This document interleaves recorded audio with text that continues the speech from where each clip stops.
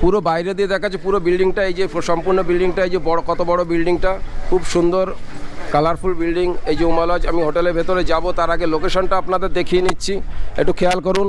এই যে বাঁদিকে ওই যে দেখা যাচ্ছে সামনে হচ্ছে হরিদাস ঠাকুর মঠ, ওখানে সামনে আছে হরিদাস ঠাকুর মঠ, ওই তার ওপারেই হচ্ছে সমুদ্র। এ থেকে 2 থেকে 2.5 মিনিট আপনার সমুদ্র থেকে এইখানে আসতে লাগবে।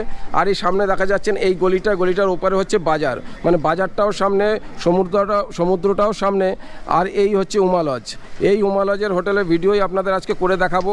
খুব বাজেট ফ্রেন্ডলি হোটেল, খুব কম পয়সা বুকিং করে এই হোটেলে আপনারা কয়েকদিন পুরীতে এসে থেকে যেতে পারেন। চলুন ভেতরে, এই হোটেলের ভেতরে যাই, গিয়ে আপনাদের সম্পূর্ণটা দেখাই। এই দেখুন, আমি হোটেলের গেটে প্রবেশ করছি। এই যে হোটেলটা, এই প্রবেশদ্বারটা এরকম আছে, খুব সুন্দর পরিষ্কার পরিচ্ছন্ন, সাজানো গোছানো। এই যে রিসেপশনে তাপসদা আছেন, আপনারা হয়তো চিনে থাকবেন, আগেও আপনারা দেখেছেন, এই হোটেলের ভিডিও আরও আছে।